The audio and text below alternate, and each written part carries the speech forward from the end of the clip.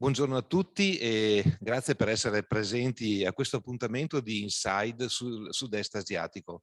E ovviamente abbiamo un focus, un'attenzione particolare per l'appunto su tre paesi che sono proprio, diciamo, importanti anche per la nostra economia, vale a dire Singapore, Indonesia, Malesia.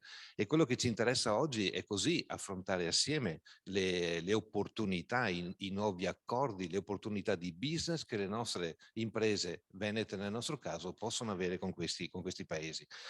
Naturalmente è doveroso, ecco, noi stiamo parlando del sud-est asiatico e ovviamente stiamo parlando di politiche di sviluppo e di partenariato per le nostre imprese, però non possiamo, ecco, non dare uno sguardo a quello che sta avvenendo vicino a noi qui in Europa, a quello che sta accadendo in Ucraina, con un pensiero a tutte le persone che sono coinvolte. Speriamo che questa situazione veramente molto delicata e molto pericolosa possa trovare un finale che non prosegua, diciamo, col dolore per tutte queste persone civili che sono coinvolte. Ecco, scusate, ma mi sembrava che è doveroso questo ricordo.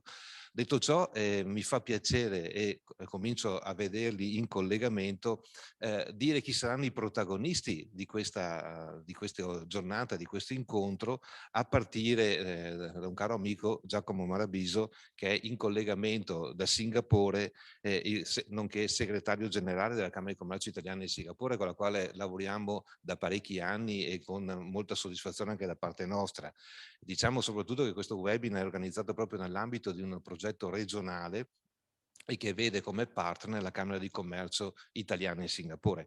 Poi, sempre collegato, c'è Salvatore Di Chiara, che invece è in collegamento da Milano e che ci parlerà del partenariato economico globale regionale, che è fresco, se non sbaglio, proprio di quest'anno, il 1° gennaio, laddove i 10 paesi dell'Asia hanno così sottoscritto un accordo di collaborazione con Cina, Australia, Giappone e quant'altro. Quindi questo è un altro elemento importante e ringrazio per la presenza Salvatore Di Chiara. E poi abbiamo Enrico Lion della Lion Doors Windows, invece, che è in collegamento da Padova. Ecco qua, vedete, Singapore, Milano e Padova, e questo, diciamo, è uno degli effetti della pandemia. In questi anni abbiamo ormai imparato a utilizzare questi strumenti, noi abbiamo messo in piedi la Digital Showroom e devo dire che al di là di tutto, diciamo, quello che abbiamo passato, veramente sono strumenti che ci consentono in tempi assolutamente veloci di poter ragionare assieme e di avere questa opportunità. Qual è l'auspicio, ecco, di questo, diciamo, webinar? È quello di darci quelle informazioni, quei suggerimenti che ci consentano di aprire, diciamo, questi nuovi mercati. Io non voglio dare nessun numero perché sono certo che poi sia Giacomo Maraviso che Salvatore Di Chiara avranno modo di svilupparli, ma se non altro per dire che questi paesi a cui facciamo riferimento, vale a dire Singapore, Indonesia e Malesia, sono quotati oltre la 50ª posizione, 57-56 per quanto riguarda l'import-export italiano. Quindi voi capite che margini di crescita sono enormi. E poi risponde a un principio che noi ormai sono parecchi anni che continuiamo a dirlo: se noi andiamo a verificare i nostri 10 paesi di import-export veneto o italiano, vediamo che è tutto concentrato in Europa / Stati Uniti. È evidente che il mondo, la geopolitica si sta spostando e questi mercati a cui facciamo riferimento nell'incontro odierno sono assolutamente importanti e interessanti, non fosse altro per un principio magari semplice, se volete, che è quello di diversificare i mercati, non concentrarsi tutti su un mercato, perché poi purtroppo anche le cronache, diciamo, di questi giorni ci dicono che non è mai opportuno fissarsi sul mercato, ma diversificare. In questo senso risottolineo che Sud-Est Asiatico, il webinar di oggi, proprio ha anche questa funzione di aiutarci a guardare il mondo e a diversificare le nostre quote di esportazione. Io su questo, ecco, mi fa piacere anche sottolineare che a seguire, e proprio nei giorni dal 21 al 31 di marzo, seguiranno degli incontri online dove avremo dei focus, in questo caso sul settore arredo, illuminazione e finiture di interni, e dove sempre fa parte del progetto ci sono 15 possibilità, quindi per 15 imprese. Mi fa piacere così sottolineare che c'è ancora un posto, e quindi anche tra i presenti oggi, se qualcuno è interessato a partecipare, che è tutto gratuito in quanto finanziato dalla Regione Veneto, c'è ancora un posto a disposizione per questi, diciamo, incontri che ovviamente, causa Covid, sono ancora fatti online. Io non voglio portare via ulteriore tempo agli interventi, se non dirvi che seguirà poi, coordinerà i lavori la collega di Venice Promex, Silvia Cugnal, la quale poi appunto farà da moderatrice all'incontro, e anche che se avete la volontà e il desiderio di fare domande lo potete fare diciamo online. Quindi anche questo, diciamo, con l'obiettivo, e anche dopo questo webinar, mi permetto di dire, penso sia Giacomo, sia Salvatore Di Chiara, sia anche Enrico Lion sono a disposizione, ma anche successivamente se avete qualche domanda, perché l'obiettivo è quello di stabilizzare e quanto più possibile i rapporti economici tra la nostra realtà veneta e le realtà dei paesi oggi oggetto del nostro incontro. Io vi ringrazio e darei proprio la parola al quasi padrone di casa ormai, perché anche lui è un padovano espatriato, no, Giacomo? E quindi darei senz'altro la parola per l'introduzione ai lavori a Giacomo Marabiso. E grazie ancora per l'intervento e grazie per la vostra disponibilità e buon lavoro a tutti. Grazie. Grazie Franco, ti ringrazio ovviamente i colleghi di Vanix Promex per questa opportunità. Condivido subito le mie slide. Ok, ora dovreste vederle in modo... Ok. Io sono Giacomo Marabiso, come è stato detto sono segretario generale della Camera di Commercio Italiana di Singapore. Sono basato a Singapore dal 2009. Abbiamo ormai direi una collaborazione storica con Venix Promex e quindi con tutto il team di Venix Promex.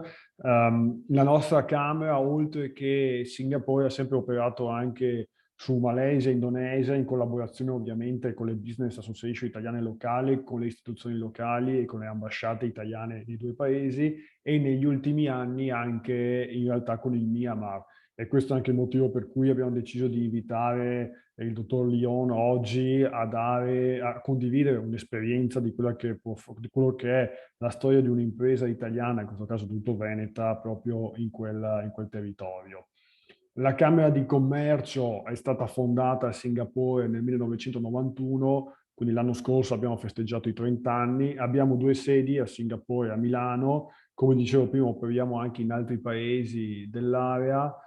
Contiamo circa 200 associati, non solo aziende italiane, ma anche aziende locali che magari sono distributori di prodotti italiani e grosse aziende internazionali che comunque hanno degli interessi con l'Italia e per questo motivo si associano alla Camera di Commercio. Abbiamo anche dei comitati d'affari che servono per fare delle attività di intelligence su quelli che sono i principali settori italiani rappresentati a Singapore, quindi abbiamo un comitato d'affari proprio sul arredo e design, un altro sul mondo finanziario, ovviamente come sapete Singapore è una delle principali piazze finanziarie al mondo. Ne abbiamo uno sullo shipping, un altro su difesa, perché comunque Singapore rappresenta per le aziende italiane di tecnologia della difesa un mercato molto importante, e poi altri sul farmaceutico, su aspetti legali e altri settori. Eroghiamo servizi per circa 150 imprese ogni anno, da normali ricerche di mercato a agendamenti e incontri B2B. Svolgiamo diverse attività, appunto dalle ricerche di mercato agli incontri B2B, a fiere ed eventi direttamente sul territorio di diverso tipo, agroalimentare, design, ma non ultimo per esempio proprio il mese scorso abbiamo organizzato una fiera per il settore aerospazio dove avevamo 5 imprese italiane che erano alcuni produttori proprio di equipaggiamenti aerospaziali, altri più legati al settore della difesa. Abbiamo anche alcuni progetti legati al mondo dell'e-commerce, attualmente siamo presenti sulle principali catene di e-commerce singaporiane, dove all'interno dell'Italian Gallery, che è il nostro shop, abbiamo oltre 35 imprese che propongono i loro prodotti direttamente ai consumatori finali, e in questo caso noi aiutiamo su tutto, dalla logistica, al magazzino, fino alle attività di digital marketing e ad arrivare alla fine alla consegna del prodotto a casa del cliente. Oggi parleremo quindi di quelli che sono i principali mercati sul sud-est asiatico, probabilmente anche tra i più importanti sul sud-est asiatico, quindi Singapore, la Malesia e l'Indonesia. Sono paesi che hanno dei numeri molto diversi l'uno dall'altro.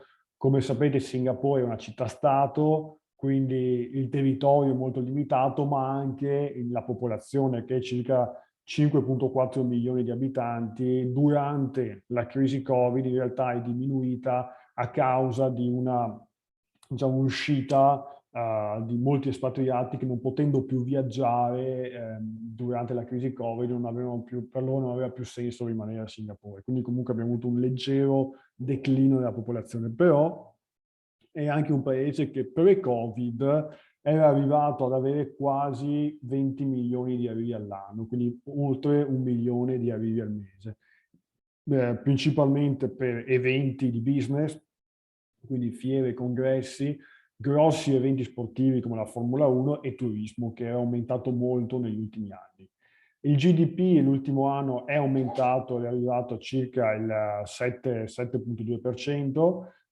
L'età media è alta rispetto a quella della popolazione del sud-est asiatico, però un altro aspetto molto importante di Singapore è il reddito medio, che è tra i più alti al mondo e supera i $60.000 americani.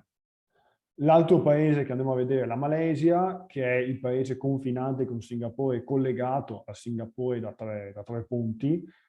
La popolazione è nettamente più alta, siamo circa 32 milioni, anche in questo caso il GDP l'anno scorso è comunque riuscito a crescere, l'età media, come detto, già si abbassa, e si abbassa anche in modo abbastanza forte il reddito medio. Il paese invece più grande e che spesso giustifica anche la presenza di diverse aziende italiane, soprattutto nel settore agroalimentare dei consumi, oltre che del manifatturiero, nel sud-est asiatico, è l'Indonesia.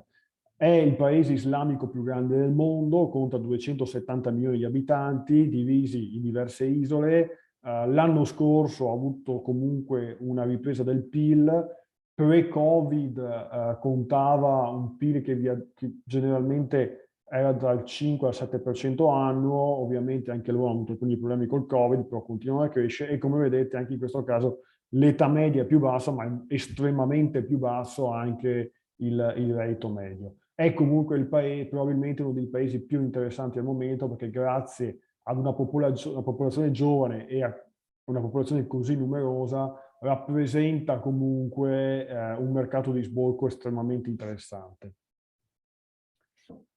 Andando ad analizzare meglio il mercato malese, come potete vedere c'è stato dal 2020 al 2021 comunque un forte recupero a livello di PIL. Sui settori è molto importante a livello di PIL il settore dei servizi, però è importante anche il settore manifatturiero, dell'agricoltura, che è fortemente legata alla produzione dell'olio di palma, dove operano anche alcune aziende italiane. Il settore delle costruzioni, così come in altri paesi di quest'area, è comunque un settore importante. Dovete considerare che, a parte Singapore, per il resto sono comunque quelle del sud-est asiatico economie ancora molto via di sviluppo, direi non fortemente consolidate, magari consolidate nelle aree urbane, principalmente nelle capitali, ma non nelle aree extraurbane, nelle aree rurali. E quindi il settore delle costruzioni, che poi è legato ovviamente al settore delle infrastrutture, rappresenta sempre un aspetto molto importante del PIL e un punto fondamentale nella crescita e nello sviluppo del paese. E poi un altro settore molto importante qui è il mining, legato quindi all'estrazione di materie prime e all'estrazione ovviamente del petrolio. Penso tutti noi conosciamo Petronas, che è una delle principali aziende malesi. Nel manufacturing quello che è interessante è soprattutto legato alla parte dell'elettronica, alla parte del food processing e poi anche ultimamente dell'healthcare e quindi della produzione farmaceutica. I principali paesi per il trading e per l'importazione in Malesia sono ovviamente Cina, gioca un ruolo fondamentale anche per un discorso di vicinanza geografica, Singapore, però quello che è importante considerare di Singapore è che Singapore ha il secondo porto al mondo per movimentazione di container, e quindi molto spesso quando vediamo Singapore tra i primi trading partner dei paesi vicini, dobbiamo prendere in considerazione che quel trading probabilmente non viene fatto con produzione industriale singaporiana, ma semplicemente una triangolazione, e quindi magari quei prodotti potrebbero in realtà avere origine in Europa, negli Stati Uniti o da altre parti del mondo, o comunque anche in questo caso magari una parte della Cina. Noi abbiamo segnato come Camera di Commercio, la nostra missione ovviamente principale è quella di aiutare le imprese nello sviluppo commerciale, quindi è ovvio che siamo molto più concentrati nell'aiutare le imprese ad esportare piuttosto che a valutare dove magari insediare nuovi investimenti, perché comunque la concentrazione è sempre quella di aiutare l'impresa a esportare quello che produce in Italia. E quindi cosa andiamo a fare? Andiamo sempre ad analizzare quali sono i trend di crescita del settore e da lì andiamo a capire dove l'industria italiana potrebbe inserirsi. Sicuramente importante, come dicevo prima, il settore dell'industria agro-food. Il governo, come vedete dalla slide, il governo sta incoraggiando molto le aziende locali a modernizzare i loro impianti produttivi. È ovvio che avendo comunque vicino un paese così importante a livello numerico come l'Indonesia, che come dicevo prima è un paese islamico, essendo la Malesia un altro paese islamico importante, la produzione agroalimentare poi molto spesso è una produzione halal, certificata halal. E quindi perché la Malesia è importante? Perché ha un livello di tecnologia più alto, per esempio, rispetto all'Indonesia, e può quindi esportare verso l'Indonesia una serie di prodotti, così come li può esportare anche negli altri paesi limitrofi, ovviamente. Quindi il governo sta sostenendo l'industria agroalimentare, la sta incoraggiando a modernizzare tutti gli impianti, e questo è il motivo per cui l'Italia, per esempio, che ha una grossa tradizione negli impianti di produzione agroalimentare, potrebbe avere in realtà un ruolo anche di fornitore su queste imprese. Ricordo per esempio che alcuni anni fa, proprio con Vendix Promex, all'interno di una missione che avevamo organizzato, c'erano delle aziende venete che producevano impianti per la produzione di pasta, e tra i vari incontri li avevamo mandati anche in Malesia. Quindi comunque è un settore questo che può portare, diciamo, può portare dei risultati interessanti per le aziende italiane. Poi, oltre al food processing, ovviamente anche tutto quello che riguarda il food packaging, che è un altro tema molto dibattuto in questo momento. Ovviamente una parte del dibattito è legata alla sostenibilità e quindi alla ricerca di un packaging che sia, diciamo, più efficiente, più ecosostenibile e che possa essere anche di supporto a quello che è tutto il mondo dell'e-commerce, che qui ha avuto una crescita esponenziale molto più forte che in altre parti del mondo, soprattutto durante la pandemia. Però, come sapete, in media un prodotto acquistato online ha 7 strati di packaging. Questa è la media che è stata fatta, e quindi avere magari degli impianti sul food packaging che permettono un mantenimento migliore del prodotto consentirebbe poi a chi vende online di ridurre il totale degli strati di packaging quando si va a consegnare il prodotto a casa del cliente. Quindi efficientamento è probabilmente l'aspetto più importante e dove le aziende italiane potrebbero entrare nell'industria agri-food malese. Un altro settore importante è quello del medical devices. Come anche per l'Indonesia e in generale nella regione, la classe media è in costante aumento, e quindi essendo in aumento ovviamente automaticamente si sviluppa anche tutta la parte medicale, tutta la parte farmaceutica, perché come sapete non appena aumenta il reddito pro capite, automaticamente aumentano anche i controlli medici, aumenta anche la spesa nel healthcare, e quindi tutto questo settore si sta sviluppando ancora di più anche al di fuori di Singapore e della Thailandia, che erano stati i primi 2 paesi nell'area ASEAN a vedere questa forte crescita. Se Singapore è sicuramente interessante per la ricerca e sviluppo, per esempio nell'area biomedicale, nell'area farmaceutica, la Malesia potrebbe essere molto più interessante invece per la parte di produzione industriale, perché a Singapore il territorio limitato e i forti costi fissi non mi permettono magari di avere una produzione industriale di un certo tipo, però la posso dislocare in Malesia, dove so che comunque ho know-how, dove so che comunque anche a livello governativo mi aiutano facilmente a a lavorare su un impianto produttivo e ad avere anche degli sgravi fiscali o altri aiuti, e quindi anche in questo caso l'Italia nel settore delle apparecchiature mediche, nella produzione farmaceutica, potrebbe comunque essere un fornitore per le aziende non solo malesi ma anche magari internazionali che stanno investendo in questo settore. Altro aspetto che porta il settore farmaceutico di medical device a crescere in Malesia è quello legato al turismo medicale. Infatti è uno delle principali mete del turismo medicale, soprattutto dai paesi del Medio Oriente. Analizzato quindi e visto alcuni di questi settori interessanti in Malesia, passando invece a Singapore, dove appunto è basata la Camera, ovviamente Singapore ha, diciamo, un'agenda diversa in termini di sviluppo del paese, anche dettata dal fatto che rispetto ai paesi limitrofi ha avuto uno sviluppo importante molto prima rispetto agli altri.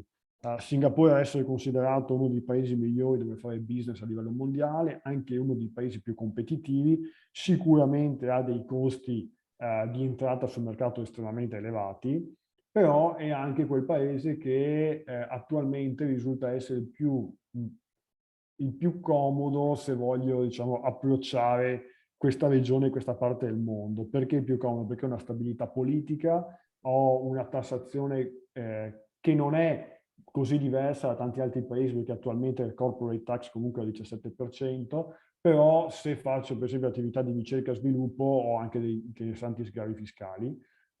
Riesco a reperire localmente una forza lavoro ben formata, e poi ho un porto, un aeroporto che mi permettono di gestire a livello logistico molto facilmente tutta la regione, non solo ASEAN, ma Asia Pacific, quindi considerando anche l'Australia, il Giappone, Taiwan, Hong Kong e altre aree, quindi al di fuori dell'area ASEAN. Molti pensano sempre che Singapore sia solo una piazza finanziaria, non è così. Il 22% del PIL è ancora manifatturiero, però è un manifatturiero legato a prodotti ad alto contenuto tecnologico, quindi aerospazio, biomedicale, elettronica, però elettronica anche in questo caso diciamo con una forte componente di ricerca e sviluppo. Giusto per capirci, quindi pezzi piccoli che valgono tanto a livello economico. Il motivo principale perché appunto Singapore ha spinto molto nella ricerca e sviluppo, è uno dei principali paesi per la protezione ed è il primo paese in Asia per la protezione della proprietà intellettuale. Dall'altra parte è un'importante piazza finanziaria e quindi riuscite a incrociare l'industria con la capacità finanziaria che va quindi a finanziare ricerca e sviluppo. Nel 2021 il settore che è cresciuto di più è quello delle costruzioni, che giustifica anche in parte il progetto che stiamo facendo con i colleghi di Vanix Promex. Perché è cresciuto così tanto? Questo è un rimbalzo rispetto all'anno precedente, che durante la crisi Covid, la prima forte crisi Covid, ha visto il blocco totale praticamente di tutti i cantieri, perché comunque diciamo, il virus si era propagato principalmente all'interno dei cantieri e quindi a un certo punto erano stati praticamente tutti bloccati. L'altro grossa crescita è stata del manufacturing, e poi qui vedete la seconda chart è il breakdown di quello che è la crescita del settore manifatturiero, quindi principalmente elettronica, chimica, biomedicale, ingegneria di precisione, trasporti e poi c'è il General Manufacturing Industries. Quindi come vi dicevo prima, una buona fetta del settore manifatturiero è in realtà legato a una produzione ad alto contenuto tecnologico. Quali sono le opportunità per le aziende? Sicuramente un'opportunità importante è quella legata al Green Plan. Singapore punta entro il 2030 a diminuire fortemente l'inefficienza di una parte della sua industria manifatturiera, e quindi stanno lavorando molto nell'efficientamento energetico delle industrie. Quello che noi stiamo facendo, per esempio, con alcune agenzie governative singaporiane è tracciare tutta la supply chain delle aziende italiane nostre associate a Singapore, andare ad analizzare i supplier, quindi locali delle aziende italiane che sono qui, e andare a analizzare la loro efficienza o inefficienza energetica. Nel caso di inefficienza energetica, il governo singaporiano può addirittura finanziare alcune conversioni produttive proprio per renderle più efficienti.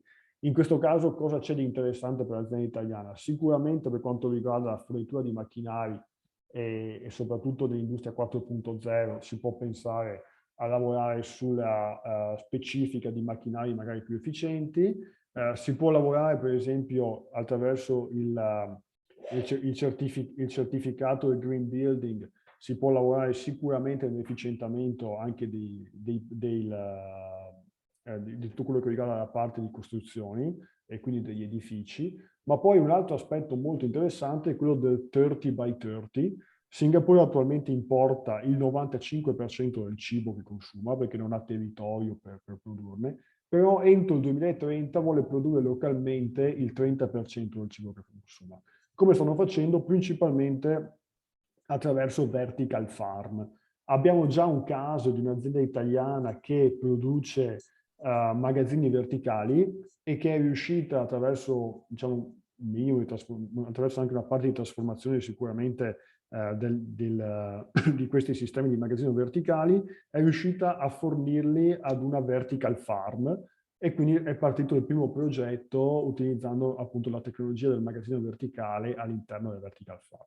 Quindi comunque anche in questo caso ci sono ovviamente è richiesto un contenuto tecnologico direi avanzato, però ci sono delle interessanti opportunità per le aziende italiane. Dicevo prima il settore dell'e-commerce che ha avuto un fortissimo sviluppo negli ultimi anni.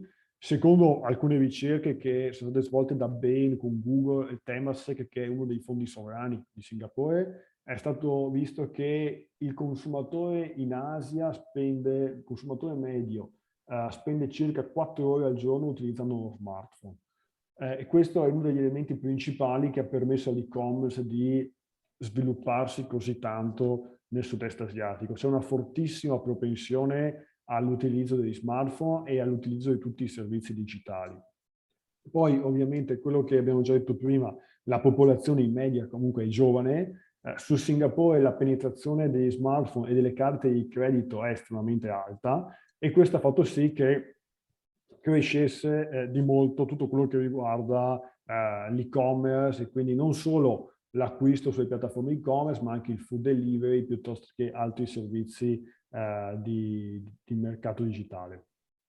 È comunque prevista una crescita anche nei paesi attorno. Come vedete nel 2015 i consumatori nell'area erano 90 milioni, ora con la pandemia sono arrivati 400 milioni, quindi il 70% circa della popolazione del sud-est asiatico attualmente è connessa online e quindi è un target potenziale per le aziende che vogliono approcciare questi mercati nel settore dell'e-commerce. Noi appunto abbiamo un'esperienza ormai di quasi 3 anni con alcune piattaforme locali, sono piattaforme che in media contano oltre 3 milioni di connessioni al mese.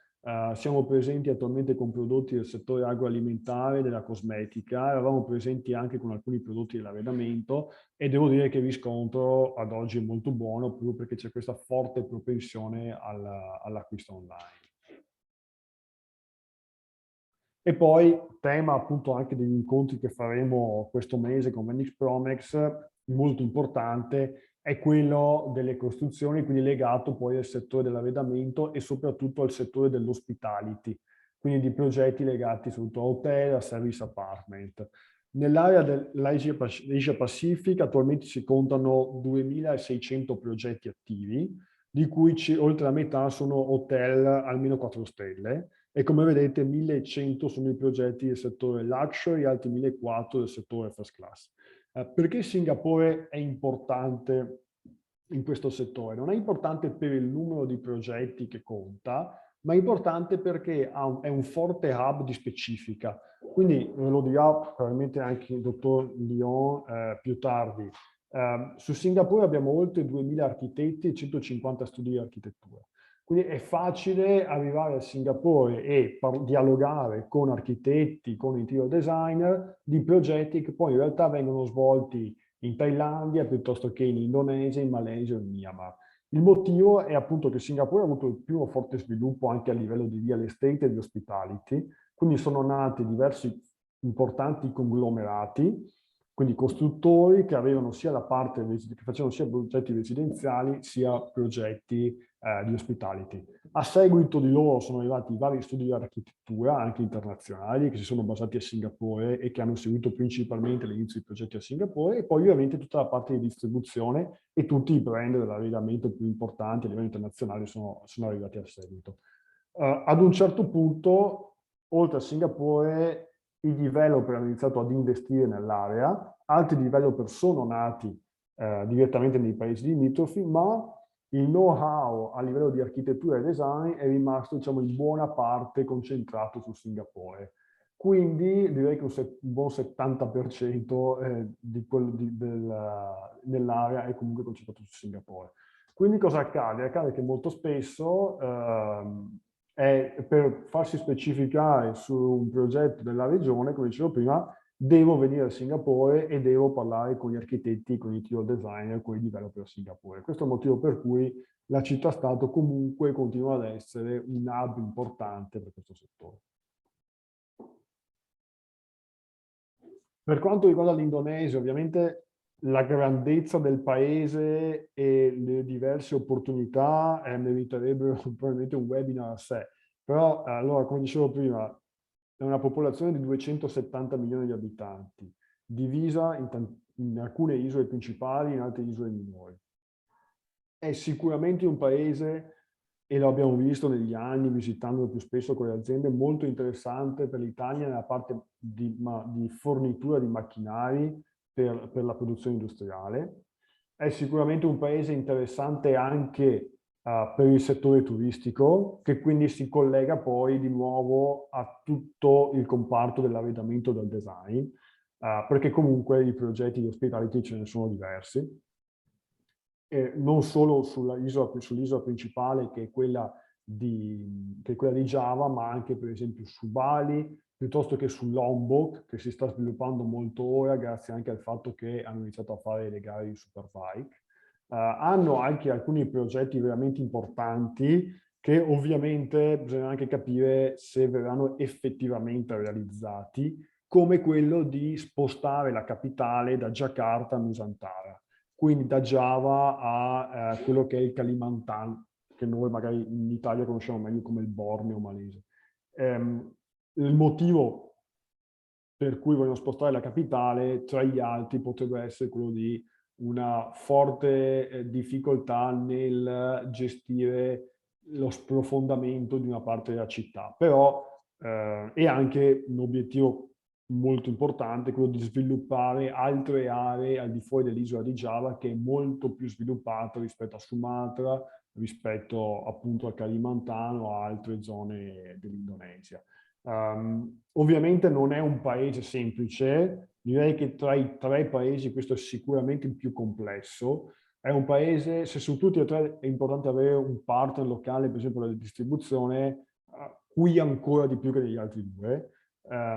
Quindi è un paese che può dare molto, ma che ha tempi molto lunghi e che comunque ha bisogno di essere seguito molto, come dicevo prima, è importante anche individuare un partner locale che sia affidabile. Ovviamente noi come Camera, tra le altre cose, come dicevo, lavoriamo anche sull'Indonesia e quindi su alcuni settori, non su tutti, riusciamo anche ad aiutare le imprese italiane che comunque quando si installano sul territorio o comunque individuano un partner affidabile possono anche ottenere risultati importanti. Però è comunque una nazione che va studiata, capita e a cui va dedicato molto tempo per riuscire ad ottenere dei risultati, ma i numeri, come dicevo prima, un PIL in crescita, 270 milioni di abitanti, comunque anche un'importanza internazionale che aumenta sempre di più, considerate che quest'anno l'Indonesia ospiterà il G20,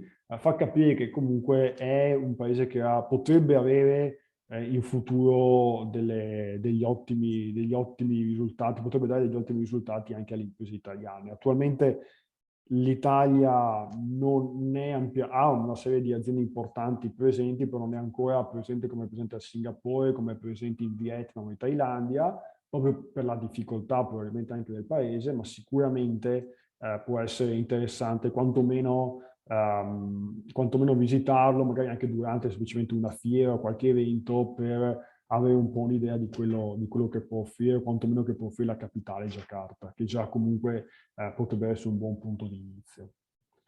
Qui vi segnalo alcuni dei settori che potrebbero essere più interessanti. Anche l'Indonesia ha una lista strategica di settori per crescere, per sviluppare maggiormente il paese. Come dicevo prima, è importante nella parte di produzione, infatti l'industria 4.0 è uno dei settori prioritari, dove sicuramente magari un'azienda italiana potrebbe collaborare individuando un dealer o comunque un rivenditore in loco. E poi è sempre importante il settore turistico, perché comunque l'Indonesia ha una buona componente anche del PIL che dipende dal settore turistico.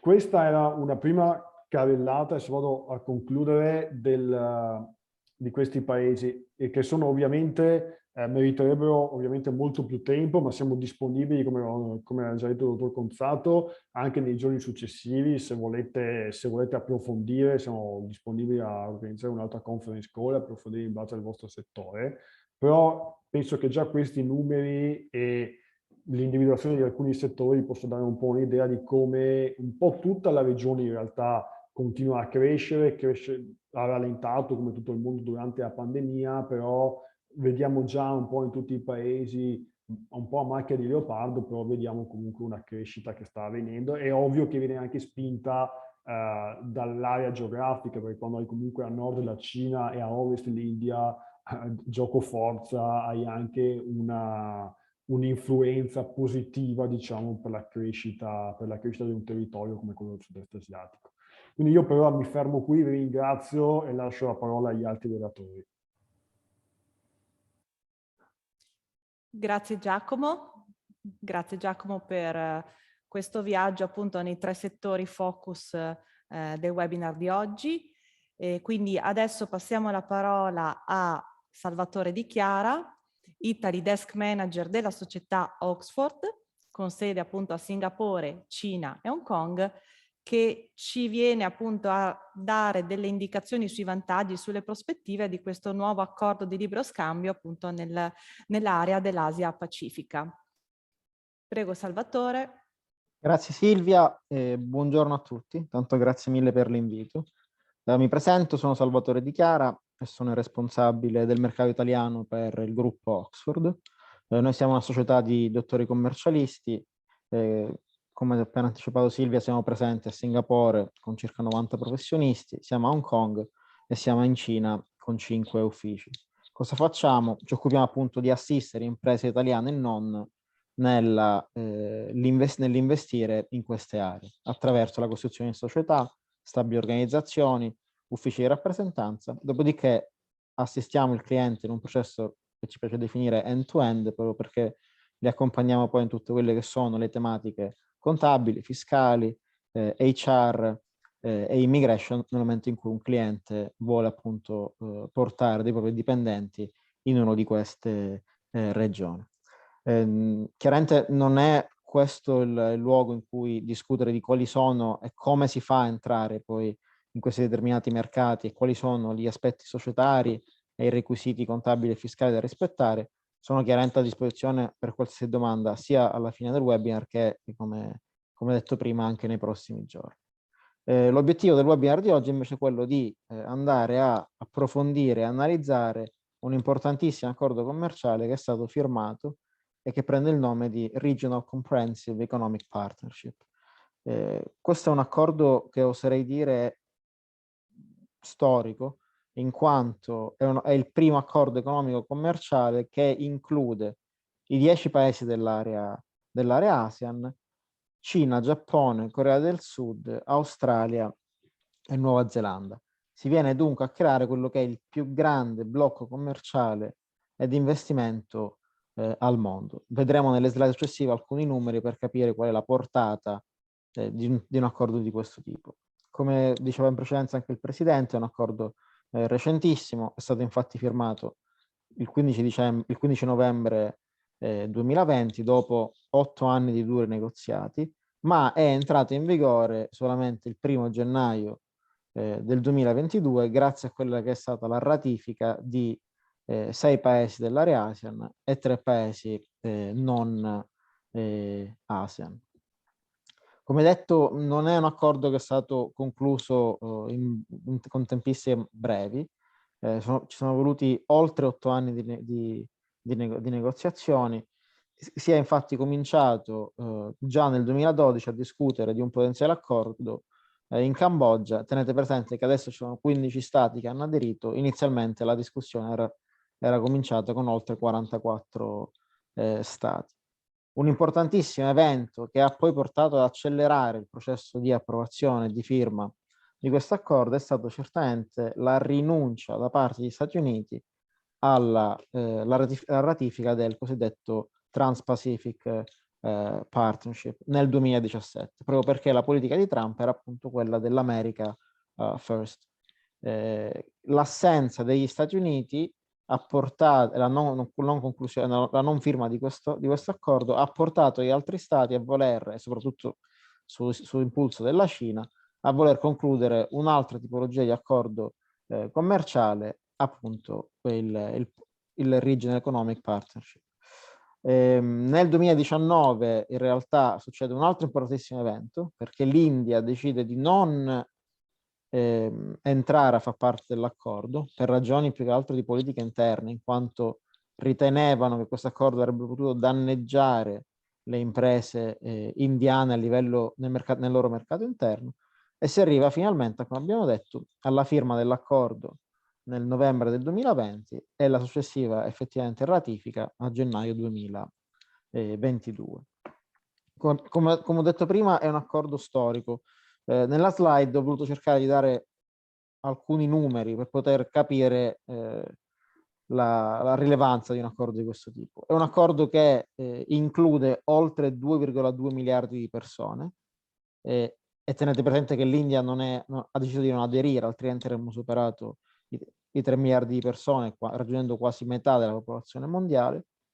Viene rappresentato oltre il 30% del PIL mondiale, ma sappiamo benissimo che l'area dell'ASEAN è l'area che cresce di più al mondo, e negli ultimi anni quindi questa percentuale diventerà sempre più significativa. Rappresenta oltre il 24% degli investimenti diretti esteri, e si stima che già nei prossimi anni comporterà un aumento del PIL mondiale di oltre 200 miliardi di US dollar, portando anche una crescita di esportazioni del 10%, soprattutto dovuto a quello che è l'ultimo dato, ovvero l'eliminazione di circa l'85-90% dei dazi e tariffe doganali. Questo dato, l'eliminazione dell'85-90%, seppur può sembrare un dato veramente importante, in realtà lascia un po' l'amaro in bocca, perché esistono già altri accordi, ad esempio all'interno dell'area ASEAN, dove quasi il 100% dei dazi e delle tariffe è stato eliminato, o ad esempio se prendiamo Singapore ha firmato due anni fa, più o meno nello stesso periodo del novembre 2020, un accordo con l'Unione Europea che si prefigge appunto l'obiettivo di ridurre oltre il 95%, quasi il 100% dei dazi e delle tariffe doganali. Chiaramente si tratta di un accordo veramente esteso. Parliamo di migliaia e migliaia di pagine di trattati, non possiamo andare ad analizzare nel dettaglio. Quello che volevo però andare è fornirvi e passare come messaggio, che si compone di 20 capitoli che affrontano quelli che sono i temi che vedete nelle slide, ovvero la regolamentazione del trading di beni e di servizi, gli investimenti, il movimento delle persone fisiche all'interno dell'area, assolutamente fondamentale per poter favorire gli scambi commerciali, l'emanazione di una nuova regolamentazione sulle cosiddette rules of origin, e credo questo sia l'elemento più importante che analizzeremo nelle prossime slide. Si regolano anche chiaramente quelli che sono i sistemi di approvvigionamento e procurement governativi, l'intellectual property, la protezione della proprietà intellettuale, e chiaramente, come detto prima, una facilitazione delle procedure doganali al fine di garantire un maggior scambio commerciale non solo all'interno dei paesi che hanno aderito all'accordo, ma anche con gli altri paesi. Cerchiamo di analizzare adesso quelli che a mio avviso sono i 3 elementi di maggior rilievo nell'accordo. Chiaramente è un accordo che è figlio, come detto, di una lunga negoziazione, proprio perché la tipologia di paesi che fanno parte di questo accordo è estremamente variegato e diverso tra loro. Già all'interno dell'area ASEAN potete immaginare che Singapore è molto diversa dall'Indonesia o dal Vietnam. Immaginate il momento in cui all'interno bisogna mettere d'accordo stati come giganti della potenze mondiali come la Cina, la Corea e il Giappone. Il primo elemento quindi importante, appunto, come detto, la volontà di favorire gli scambi commerciali tra i paesi attraverso l'eliminazione di circa il 90% dei dazi e tariffe doganali nei prossimi 20 anni. Purtroppo tra alcuni settori strategici però sono stati tenuti fuori da questo accordo. Ad esempio l'agricoltura non è stata assolutamente menzionata e non sono al momento previsti abbassamenti o riduzioni di dazi o tariffe doganali. Inoltre, per quanto riguarda il capitolo dedicato ai servizi, anche lì è un capitolo abbastanza frammentato, molto lungo, parliamo di 1000 pagine di trattato solamente per il capitolo dedicato ai servizi, dove vengono esclusivamente identificate delle linee guida relative a servizi finanziari, professionali e delle telecomunicazioni. Quindi a mio avviso non è stato ancora affrontato in un modo profondo quelle che sono le tematiche legate ai servizi. Il secondo elemento invece da attenzionare, ed è certamente molto molto importante, è quello della facilitazione dei movimenti delle persone fisiche all'interno dell'area.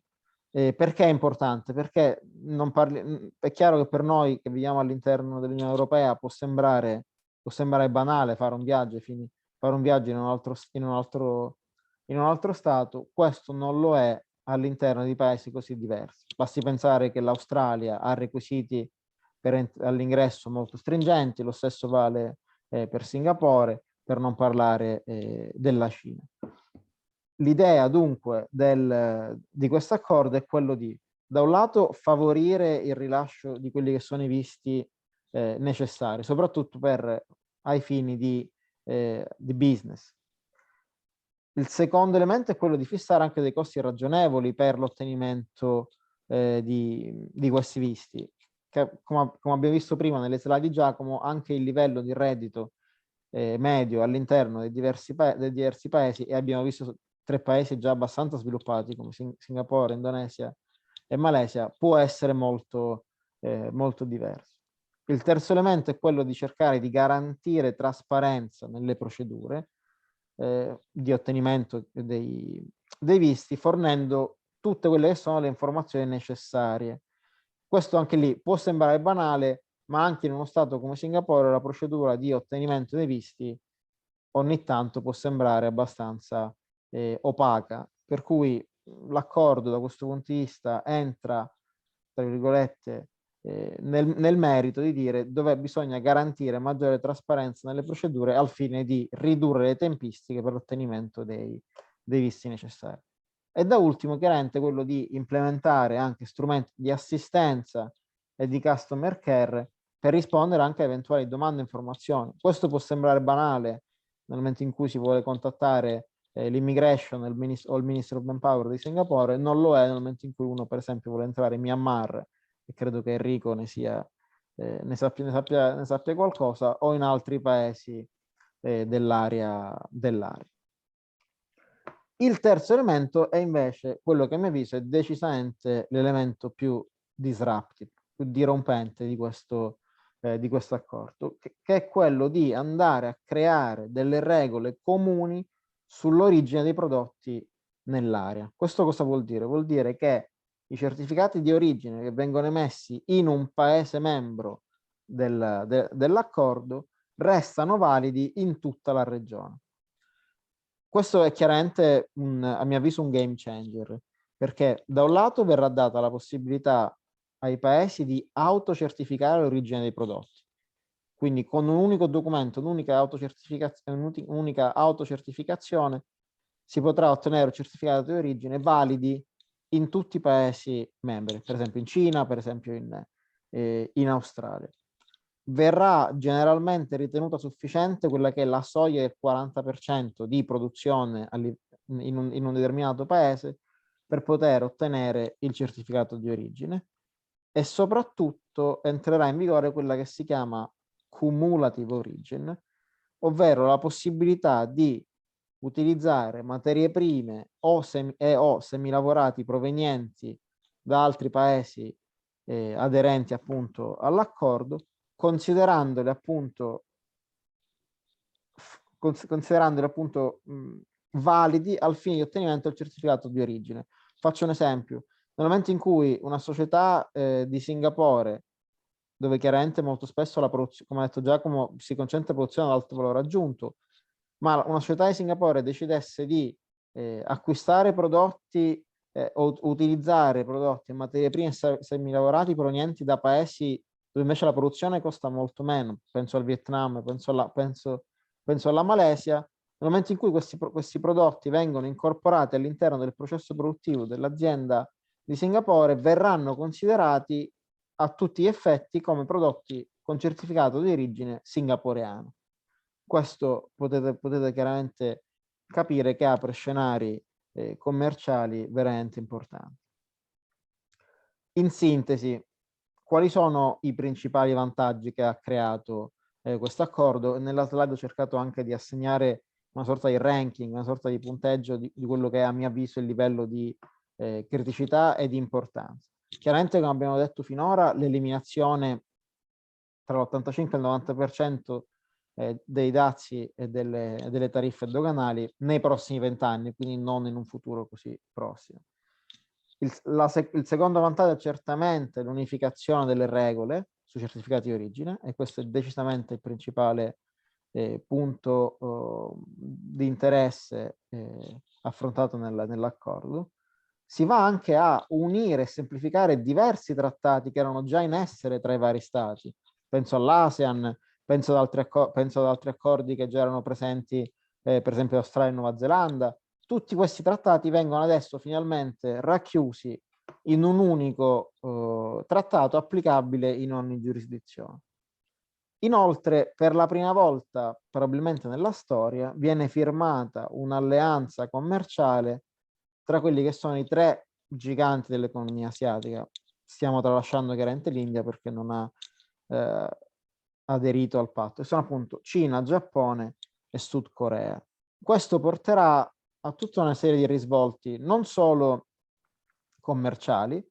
È chiaro che da questo punto di vista la Cina sarà la nazione che si avvantaggerà di più di questi accordi, perché molti dei prodotti ad alto valore aggiunto e soprattutto tecnologici che la Cina usa nei propri processi produttivi e che adesso spesso deve importare da altre nazioni perché vengono prodotte in altre nazioni, e che adesso sono soggetti a dazi e tariffe, grazie a questo accordo non lo saranno.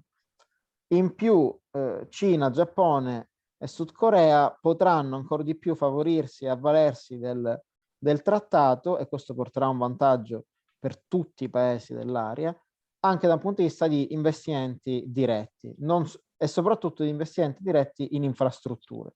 La Cina aveva già avviato da qualche anno quello che era il progetto della Belt and Road Initiative, che però lasciava fuori gran parte dei paesi che hanno aderito a questo accordo. Con questo nuovo trattato aumenteranno sempre di più gli investimenti diretti in infrastrutture da parte di Cina, Giappone e Sud Corea.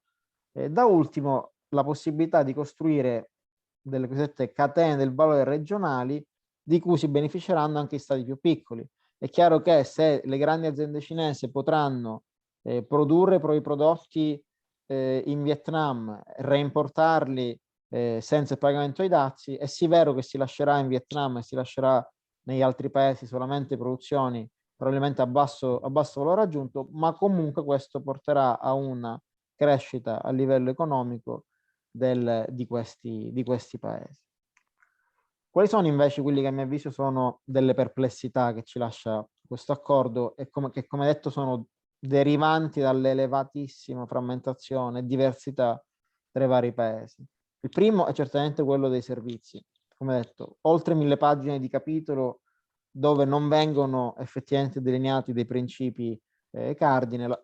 Vi lascio come esempio quello che alcuni paesi utilizzeranno, quello che è un approccio di negative list, ovvero diranno questi servizi non possono essere svolti nei nostri paesi, tutti gli altri servizi possono invece essere svolti.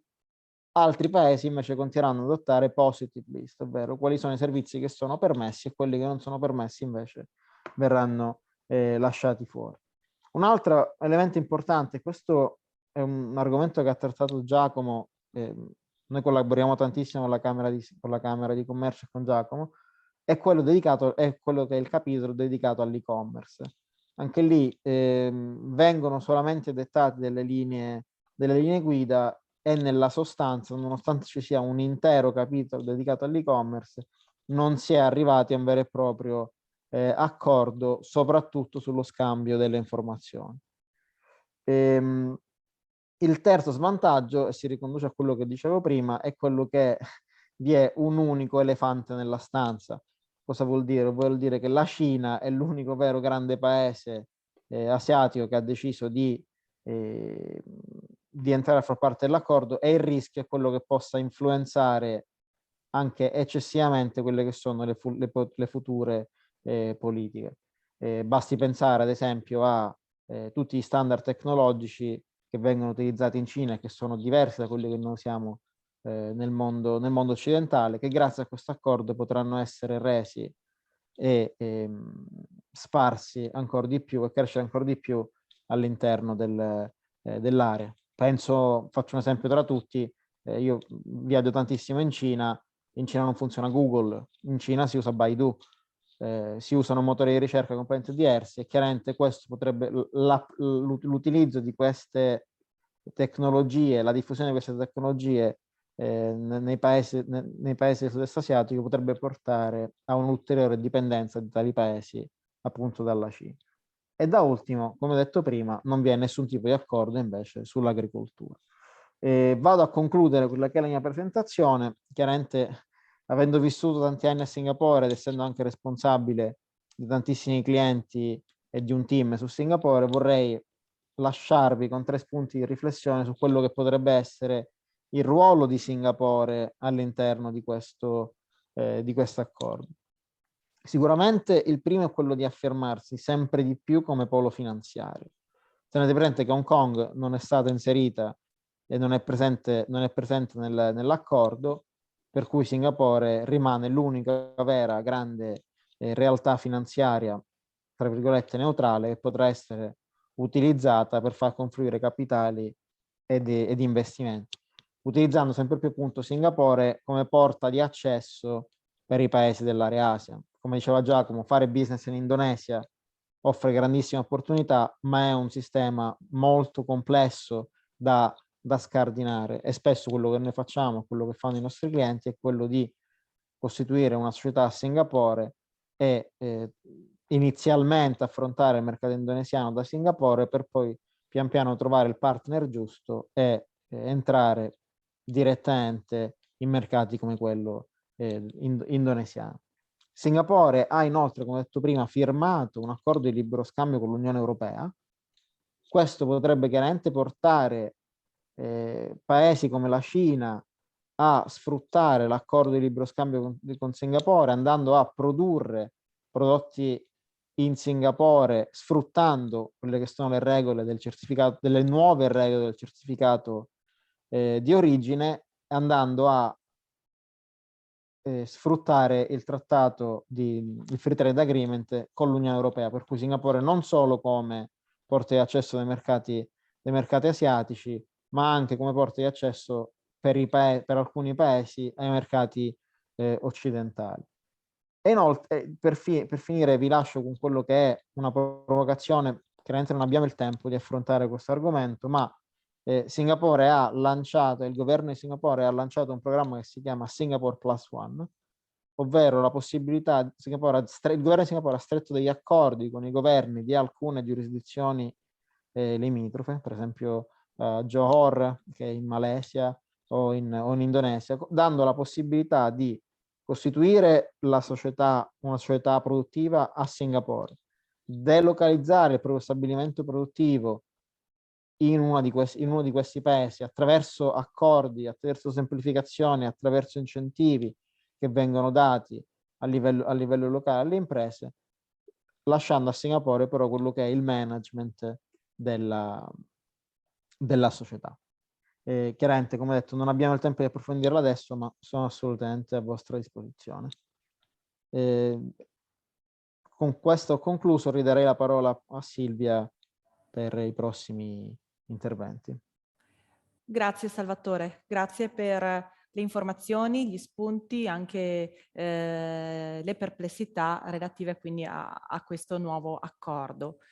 Ora lascio la parola invece a Enrico Lion, che è direttore della Lion Doors and Windows, azienda di Pernumia, in provincia di Padova, ma con sedi operative appunto a Singapore e nel Myanmar. Prego Enrico. Certo, grazie mille Silvia per l'opportunità e grazie ai colleghi insomma di aver presentato l'ASI in generale.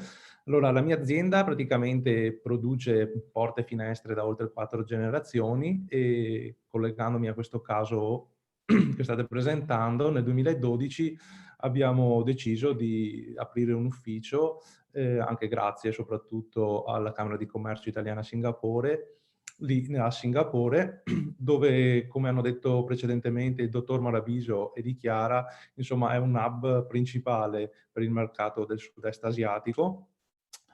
E come spiegava appunto Maraviso attraverso le sue slide, che erano veramente molto chiare, esaustive, credo dal mio punto di vista, parlando imprenditorialmente, sono basati in molti studi di architettura e molti dei big player delle costruzioni in Asia.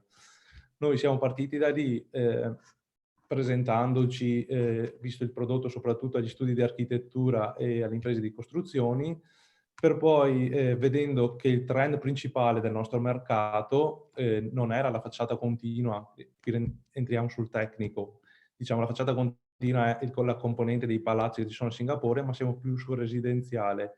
Abbiamo visto col passare del tempo che il mercato del Myanmar era quello in boom all'epoca. Cosa abbiamo fatto?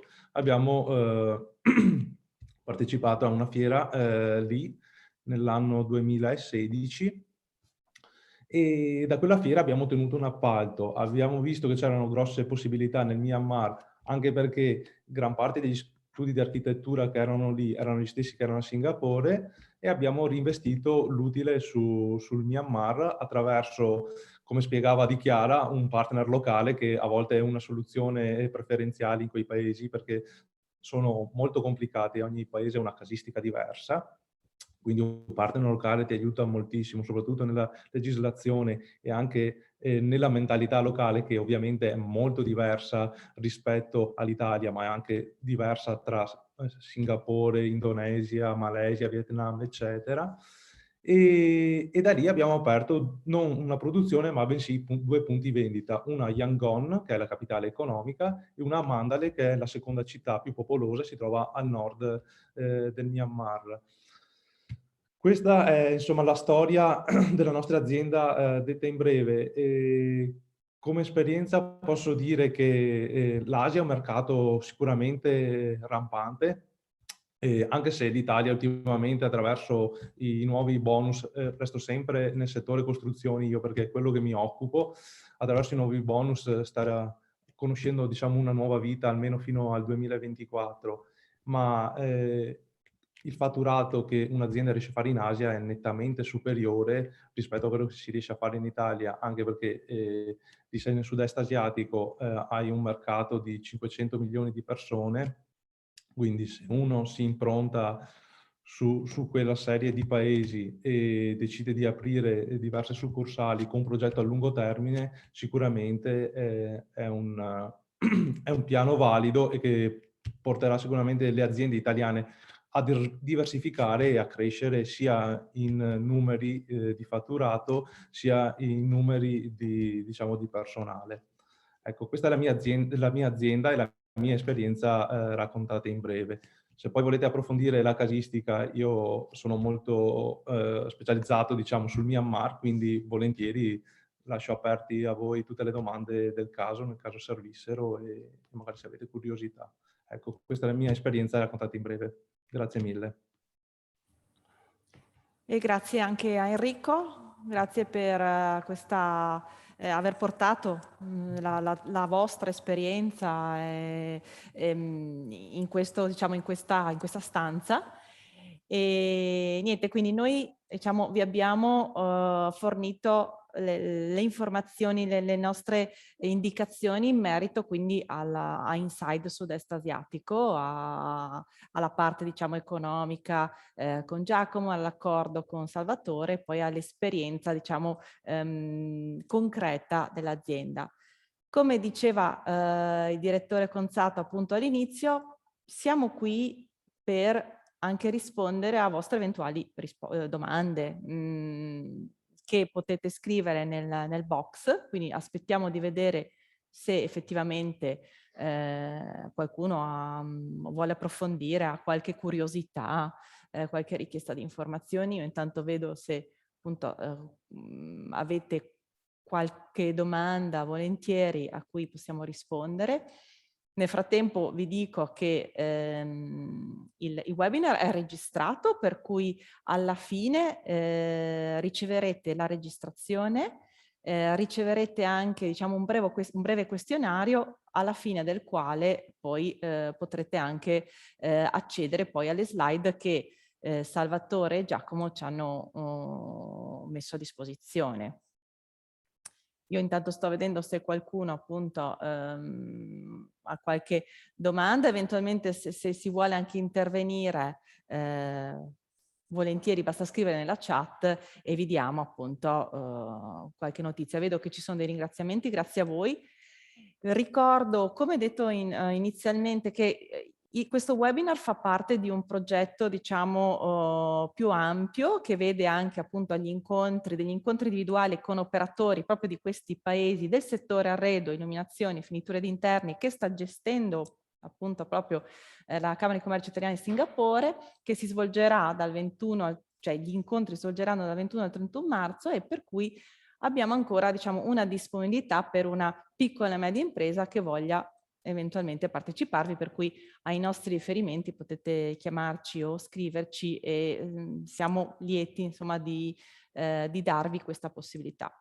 Non mi pare ci siano domande, quindi io ringrazio i nostri relatori ospiti, ringrazio Giacomo Maraviso da Singapore, Salvatore Di Chiara. Grazie a tutti. Grazie Giacomo, grazie Salvatore Di Chiara da Milano. Grazie mille. Grazie Enrico da Padova. Grazie. E giusto, diciamo, fatalità probabilmente, perché spesso Enrico appunto so che si trova poi in Myanmar. E grazie a tutti i partecipanti che ci hanno dato l'attenzione fino a questo momento e ci vediamo in un'altra occasione e buona giornata.